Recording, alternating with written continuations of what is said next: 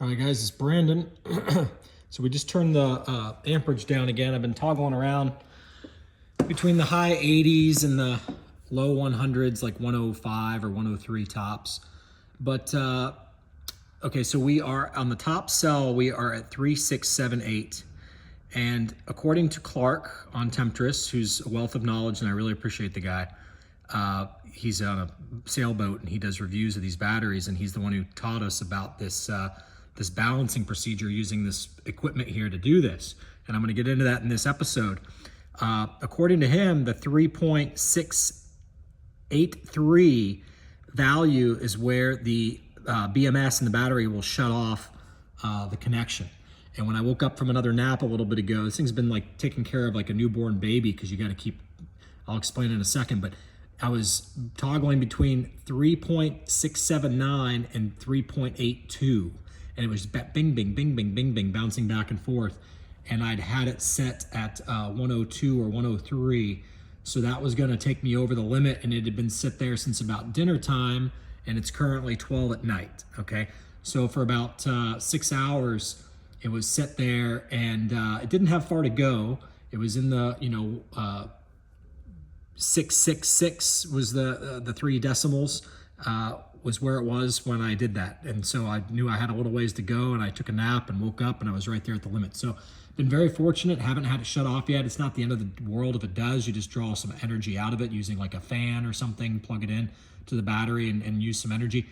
But I have not had to do that yet. Been making good headway. So let's explain here why this process is so difficult. When you got to think of electricity and the flow of electrons and the store of electricity as like pumping up a tire to a car. So let's say that the tire is completely flat. So you spend 95% of the pumps that you pump to, like if you have to manually pump up a tire, you know that 95% of the pumps that you do, maybe even 99% of the pumps you do, doesn't really cause a big pressure change, but those last few pumps is really where the pressure starts to go crazy, because now the tire's reached its actual form capacity for air, and every pump that you put in is raising the PSI drastically. Same is true for batteries and filling them with electricity, basically storing them with energy. So as we do this, understand this one's skyrocketed, because once that cell gets full, it wants to skyrocket, and that's what causes the BMS to shut the battery off. Now, in the last video, one of the last videos I made, I misspoke. And one of the cool things about this channel is if I make a mistake, I own it. I don't candy coat around it. I just tell you, hey, I messed up. I'm not a perfect person. So I messed up in one of the last videos where I said that people don't understand that these BMS systems do not properly balance these batteries. That's a very broad claim that I just said right there. But basically, let's get into some details. The BMS will actually divert the voltage different ways through several different processes, depending on which architecture you have. One way is it burns off the excess electricity to a cell through a capacitor, supposedly, or something that's running too high. Another way is it pairs the highest cell to the lowest cell so that the energy gets transferred. There's a number of different ways that these BMSs do what they do, okay? With all that said, according to Clark and several other people who seem to know, what's going on here, when you really trickle charge one of these things up to the top using a controlled power supply, this thing is a very precise scientific instrument. I get to choose exactly how many amps are going in there, down to the 100th or the 1000th. I get to choose the exact voltage that's going in. We got it at 14.6 volts. Okay, I get to choose exactly, and I get to see in real time what the real volts are and what the wattage is that's moving. So it's a very precise instrument. So according to Clark and these guys, they say that when you take one of these batteries up to their upper limit, okay, so understand something. These batteries are advertised as a 12-volt battery, right? Let's just look at what it's called, a 12.8 volt battery. Okay, it's right here on the side of the box, right? So that's what they're advertising. So that's what they have to achieve. So this spec sheet right here, we're going to take a look at this again. they were able to get it up to 13.3 volts in the lab test before they shipped this thing, and they were able to test that it had a amp hour capacity of 425.14. Okay, and they were able to test that the internal resonance was 2.45. Okay, so they were able to test these things, and so they've met their obligation to not be false advertisers. However, when you look at what you're supposed to charge this with, you're allowed to charge it with a 14.0 to a 14.6 charge voltage. And so you say, well, why am I charging it with those bigger voltages if it only goes up to 12.8 or 13.25? What you're doing is you're charging at least one of the cells up to its portion of the 14.6. So if you divide 14.6 into 4 equal parts, you're left with 3.65, okay? And so that 3.650 is, in a perfect world, where you want all your cells to get to. That way your battery has reached a 14.60 voltage. So if you're able to accomplish that, the question is, how are you able to accomplish that? What prohibits you from accomplishing that? And so that's what we're talking about right now. The thing that prohibits it is if one bank is slightly different than the others, then it gets full first. Excuse me. And so if you think of if you were pumping an air pump and 1/4 of the air was assured to go to each tire on your car, and one tire had a little bit of extra air in it to begin with, it's going to reach that max to where now you're overinflating it sooner than the other 3 tires. Okay, so same concept here. We're doing the exact same thing with the volt banks, the battery banks, which all have 4 separate different voltages, which is what that readout is. So now that you understand that, let's go back and look here again. So the issue that we're running into is the lowest bank is 10% lower, which is a big discrepancy. And so understand, as I was charging it, the BMS was doing a fantastic job. The BMS had them at equal voltages at times, like perfectly equal. And you say, well, I wonder what happened. I wonder why it got weird there at the end. And good question. I'm not a pro to know what the heck's going on yet. I'm trying to become one.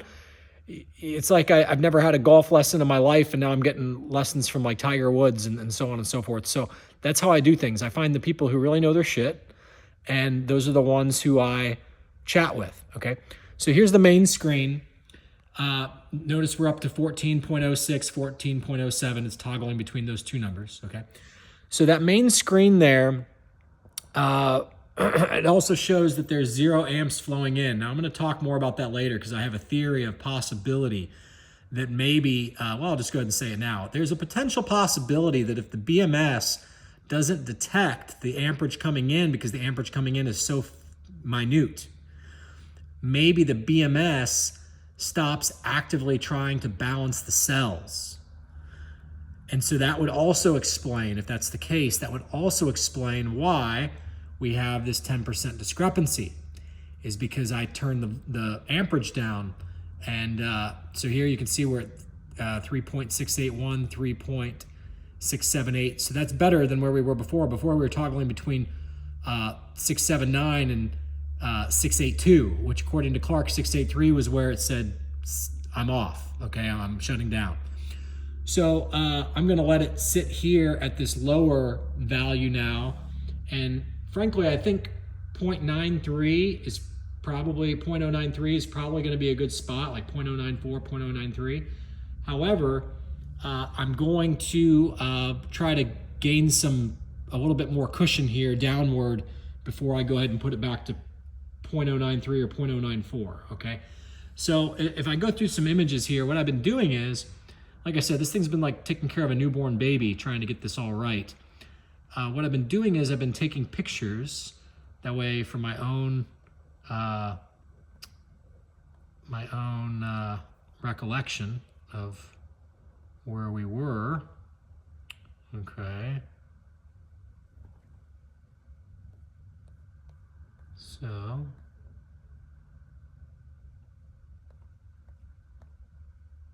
Oh. So here earlier you could see we were at, 6668 and 6666 is where it was toggling on that one. And then you see here we're at 3.75. And again, now we are at values of, no, that's yet another time there. That's more, anyhow, let me see something here. Sorry. Get back to what's reality right now. I'm not trying to confuse you. I apologize. Boring video.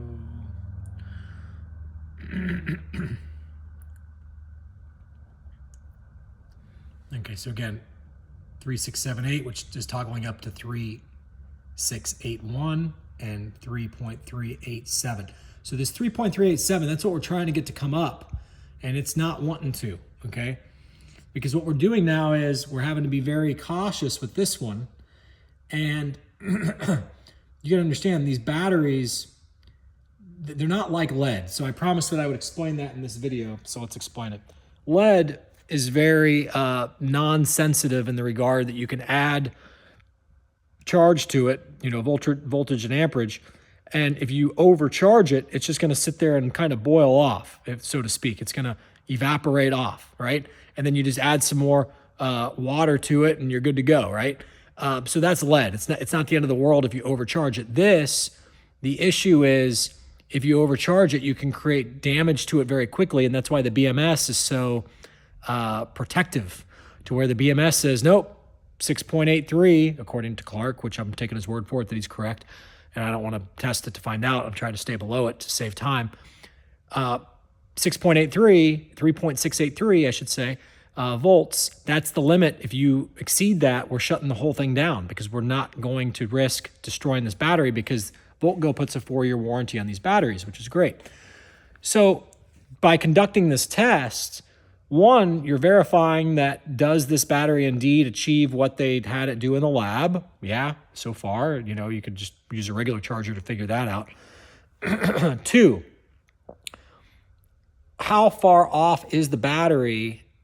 And if it's 10% and you can't close that gap, then in my opinion, you need to send the battery back. I know the manufacturers aren't going to like me very much for saying that, but the key is you need to be able to do this test, this procedure, and this procedure requires you to buy this device for, $60, whatever it is, and you got to get the appropriate one for what voltage your battery is. So this one goes up to 30 volts, which is perfect for going to 14.6, and it runs 10 amps. Now they've got another one that goes up to 60 or 80 volts, I forget what it is, but it only runs 5 amps. But, this one here running more amps and lower voltage is what we are after. It comes in handy because you can actually use it as a charger if you want to use it as a charger if you're not in a big hurry. So once we get this balanced, we're going to be able to throw big power at it all the way up until the end of the charge, and all the other ones are going to already be balanced to where they're also that tire, so to speak, the analogy, that tire where they're full. Okay, and they're then rising in pressure consistently with the other one. So this is a process that you need to know how to do, because batteries naturally fall out of balance, whether it's a lead battery or a lithium battery. The difference is lithium, obviously, and there's different kinds of lithium. You got the Tesla lithium, the lithium ion batteries, which are subject to thermal runaway a lot easier. Then you have these lithium phosphate, which are called lipo batteries for short. That's what this one here is, okay? And then you've got, you've got all these different kinds of lithium batteries, okay? I'm not going to sit here and pretend I know every single one, but the point is,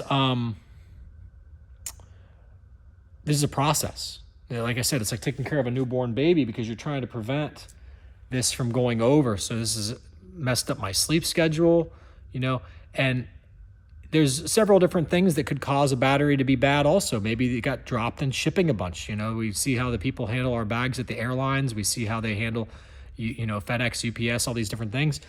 And I bought this thing right around Christmas time, so you can rest assured they probably weren't too keen on handling this well, potentially. So VoltGo has not responded yet, which is fine. It's the holidays, Christmas, whatever. And I also told them I'm trying to balance it, and I asked them for instructions. Chances are their instructions are going to be what Clark has told me to do. And since I haven't even reached the max voltage yet, I can't see why they would blame me for doing anything wrong. I've kept the battery below max voltage. I'm trickling in 1.2 watts at 0.090 amps right now at 14.6 volts, right? So there's nothing that I'm doing to harm this battery compared to what you can do when you throw a big C rating. And by the way, these batteries, you can only charge them at 0.5 C. So if they're a 400 amp hour battery, you can only throw 200 amps at them to charge them up. And again, instead of throwing 200 amps at it, we're not even throwing a tenth of an amp at it right now, okay? So we're not harming the battery what we're doing. The battery either was good upon arrival or not good upon arrival. So this process takes days and days when you have this big of a discrepancy, because this big of a discrepancy, it's just trickling air into the other 3 flat tires at a very, very slow pace, okay? That's the analogy. So this 3.387, it's just kind of hanging out there, but we are making progress, because here's the thing. Last night, this 14.07 number that you see on this main screen was 13.99. And then throughout the day today, it's raised up. Now, there's times when I lower the voltage down where I'll see that number go backwards. I suspect to see this fall back down to like 14.05, okay? And that's when I start to get a little bit more greedy and I turn that dial back up, but it's because I'm trying to find the balance. So I think it's okay to get greedy and turn the little amperage dial back up to, 0.103 or something like that. But you're trying to find that perfect spot. Like I said, I think the perfect spot on this is going to be around like 9.3 or 9.4. So 0.093 or 0.094. Somewhere in that area, I think is going to be like the spot where I'm going to be able to put it there and just leave it. Maybe even the higher 90s, put it there and leave it. I'm making this video for you guys because poor Clark, he's got 87,000 subscribers. He's been super helpful to me. And, he started to hurt my feelings a little bit because he's saying something along the lines of, you're not listening to what I'm telling you. You're not following my directions. I'm like, dude, I'm doing exactly what you told me to do. What do you want me to do? He's like, you're bothering me when I told you this is going to take days. So to his defense, I completely understand where he's coming from. Where I was coming from is, I don't want to do this wrong, right? So, and so anyway, so we're doing it. And hopefully we're not doing it wrong. Doesn't seem like we are. Seems like we're getting it great so far, getting it right. And I'm putting in all these details so that anybody who buys this exact battery, because it's one that he highly recommends, therefore a lot of you might be buying it, now you've got a second source that's more thorough, because his video just kind of jumps through everything quickly. And, he covers great details. Apparently he says that it gets to 3.683 before it shuts off, okay? And who knows? That could be adjustable, okay? There could be a dial inside that battery pack that you can adjust that up or down. I'm not going to mess with that, but hypothetically, if you could adjust that up a little bit, it sure would make this process a little bit quicker, because now you're dealing with less of a threshold on the top battery pack to allow more amperage to be sent in, more watts, to bring the lower ones up a little bit quicker, you see. But neither here nor there. It's fine. We're doing what, the manufacturer is allowing for. So let's just do the math on this, what this battery truly potentially could be if we are able to get everything to the top, okay? And I don't think we're going to be able to do this, but I'm willing to give it a shot. So let's get out the calculator here. So if you do... So we know that we've gotten to 3.682, excuse me. We know that we've gotten to 3.682 and that the BMS has not shut that off. So if we do 3.682 times 4, in a perfect world, this is a 14.728 volt battery, okay? That's how much charge you could put into it. Okay, think of it like air pressure. Okay, how much air pressure can you put into the tire? And the more air pressure you put in the tire, the more air the tire has stored to be used later. So that's why we're doing this. We're trying to increase the voltage capacity by getting the banks balanced. So anyway, that's a long enough video. Hopefully you understand.